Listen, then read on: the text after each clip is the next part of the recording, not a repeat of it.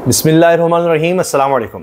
मैंने आपसे पहले ही अर्ज़ कर दिया था कि गेम ऑफ थ्रोन्स, तख्त और तख्तों की जंग ये तेज़ हो गई है और अब हो ये रहा है कि इंकशाफात हो रहे हैं, वाक़िफ़ान हाल बता रहे हैं इस्लामाबाद की राहदारियों में क्या चल रहा है, क्या खेल शुरू हो चुका है, ब्यूरोक्रेसी कहाँ खड़ी है, अफसरशाही क्या देख रही है और जजेस, 6 जजेस क्या सोच चुके हैं, जिसकी वजह से फिर इमरान खान साहब का फ़ैसला हमें नज़र आता है। बहुत से लोग बहुत से इंकशाफात कर रहे हैं, कोशिश करूंगा कि सबके नाम मैं ले सकूं क्योंकि ये अहम लोग हैं और नाम मैं इसलिए लेना चाहता हूं कि ताकि आपको पता चले कि जिसकी जो खबर है वो हम आप तक पहुंचा रहे हैं, उसके बाद हमारी खबर भी हम बताएंगे कि हमारे ज़राए इस्लामाबाद से क्या खबरें दे रहे हैं।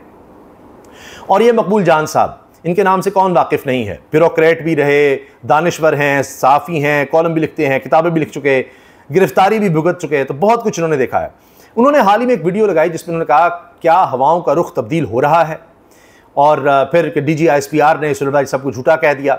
ये सब बातें उन्होंने डिस्कस की हैं।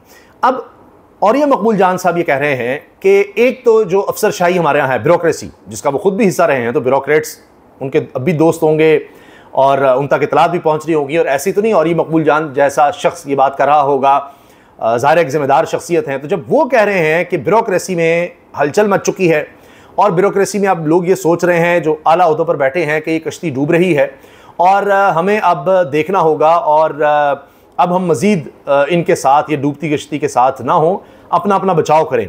तो आने वाले दौर में हो सकता है कि उस तरह के अहकामात ना माने जाएँ, शदीद गैर कानूनी गैर आइनी इक़दाम के जी कुछ भी कर जाओ तो मानते चले जाओ, नहीं। वो कह रहे हैं कि हमने अपना बचाव भी करना है क्योंकि हो सकता है किसी भी वक्त ये कश्ती डूब जाए।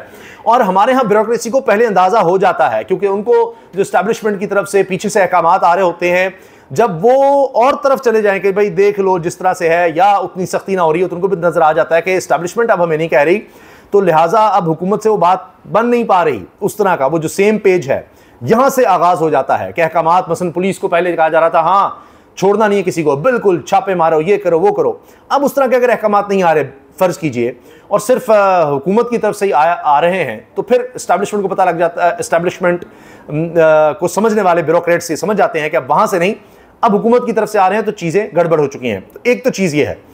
दूसरा, औरिया साहब ये कहते हैं कि 6 जजेस ऐसे हैं, 6 सुप्रीम कोर्ट के जजेस, जो कह रहे हैं कि ये जो ऊपर ऊपर जज सारे काम कर रहे हैं 26 यानी तरमीम के बाद हुकूमत के कहने पर चल रहे हैं, इन्होंने तो मौजें ले लेनी है, ये अपना वक्त गुजार जाएंगे, हमारा क्या बनेगा, हमारी जब बारी आएगी, इन्होंने तो किसी ना किसी वक्त तो रिटायर होना है, हम क्या लेगेसी छोड़कर जाएंगे, मौजें तो इनकी चल रही हैं, हमारी क्या हैसियत रह जाएगी। हम कोई एक ऑर्डर करेंगे, स्टे देंगे, किसी प्लॉट का भी करेंगे, कोई नहीं मानेगा, रद्दी की टोकरी में डाल देगा, सारे तो अहकामात उनके माने जाएंगे, एग्जीक्यूटिव के, हुकूमत के, ताकतवरों के, तो हमारी क्या हैसियत, क्या औकात रह जाएगी।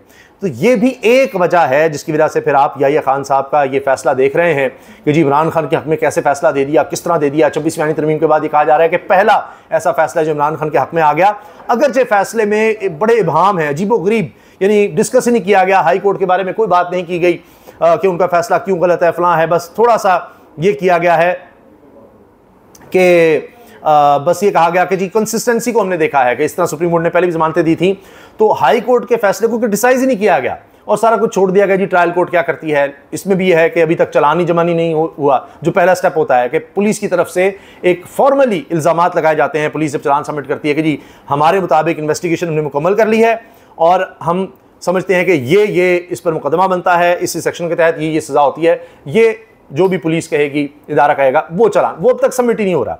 ये भी एक मसला चल रहा है। अच्छा, अब आ जाइए जो मैंने आपसे अर्ज़ किया ना कि इस्लामाबाद की फ़ज़ाओं में इस वक्त मज़ीद क्या हलचल मची हुई है। अब मैं आपको कुछ नाम भी बताता हूँ, ये भी आप नोट कीजिएगा। जिस तरह मैंने औरिया साहब का आपके सामने नाम ले दिया, इसी में अब आप डॉन न्यूज़ की खबर सुनिए, ये बड़ी अहम है। डॉन एक, ज़ाहिर है आपको पता है, डॉन न्यूज़ एक बड़ा अहम इदारा है और उनकी तरफ से अगर ये खबर आ रही है तो ऐसे नहीं है। निगरान काबीना का हिस्सा रहने वाले मुर्तज़ा सोलंकी की बतौर तर्जुमान सदर जरदारी तैनाती पर डॉन ने सदर के करीबी ज़राए के हवाले से खबर दी है कि चंद बरस कबल तक जरदारी सोलंकी पर शदीद खफा थे। अब आप ये सुनिए ज़रा, ये डॉन न्यूज़ की खबर है, किस्मत खान साहब बड़े अच्छे रिसर्चर हैं, उन्होंने शेयर की है और इसका टाइटल है, ये सैयद इरफान रजा साहब बड़े सीनियर जर्नलिस्ट हैं, उन्होंने खबर दी है। Solanki's appointment as Zardari spokesperson raises eyebrows, कि ये शुगू शुबात जनने लगे हैं कि ये बंदा निगरान काबीना में रहने वाला मुर्तज़ा सोलंकी, इसको सदर जरदारी का तर्जुमान क्यों बनाया। तो अब सदर के करीबी ज़राए, सदर यानी आसिफ अली जरदारी के करीबी ज़राए ये खबर दे रहे हैं डॉन को कि कुछ बरस कबल तक जरदारी सोलंकी पर शदीद खफात है क्योंकि मुर्तज़ा सोलंकी ने इनके खिलाफ फ्राइडे टाइम्स और दीगर इदारों में कोई आर्टिकल लिख मारा था। डॉन की खबर के मुताबिक चंद सियासी हलकों में मुर्तज़ा सोलंकी की तैनाती पर यह भी कहा जा रहा है कि अब मुल्क के सबसे आला ऑफिस में तब्दीली करीब है। मुल्क के सबसे आला ऑफिस में तब्दीली करीब है।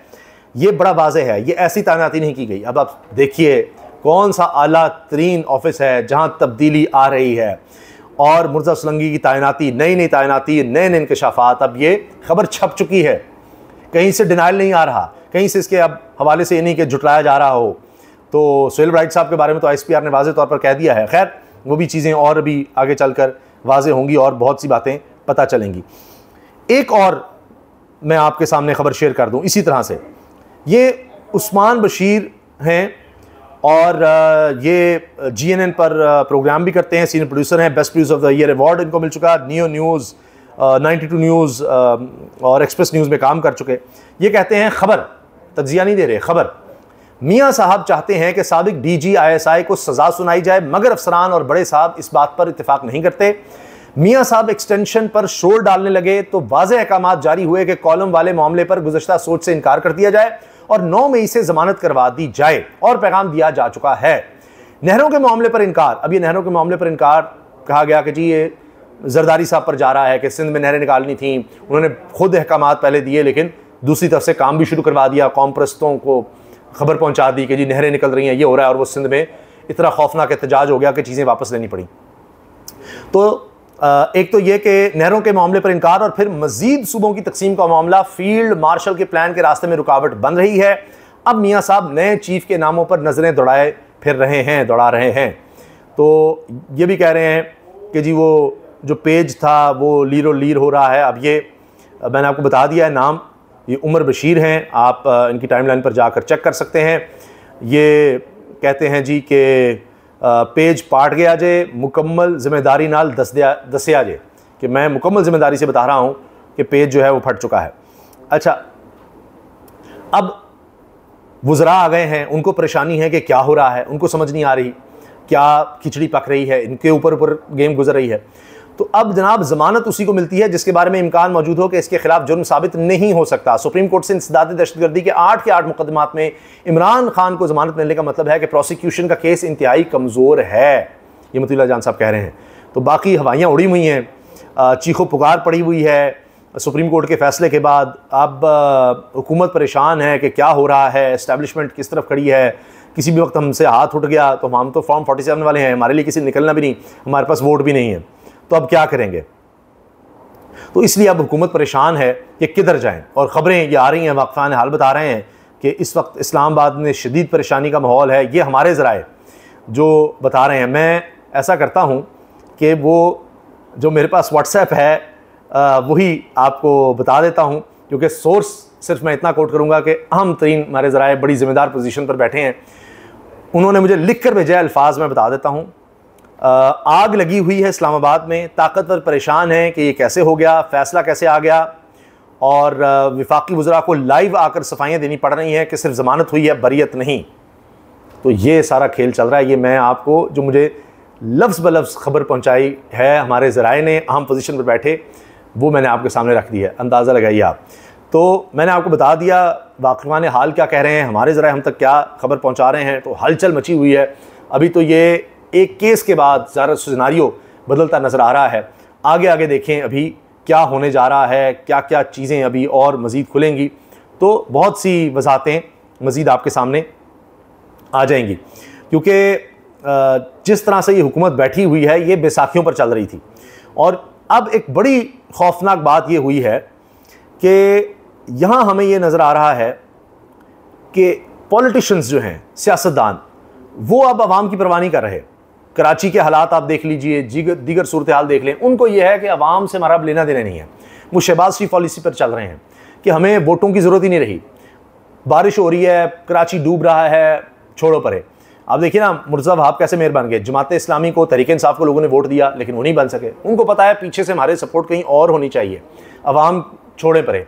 यही अब नून लीग का हाल है, ये पीपल्स पार्टी का हाल है, सब जमातों का हाल है। लेकिन इन्हीं के लोग इनको बता रहे हैं कि काफ लीग से बुरा हाल आपका होगा, क्योंकि आप आवाम से अब कुछ लेना देना नहीं रख रहे और आवाम में नफरत शदीद फैल रही है।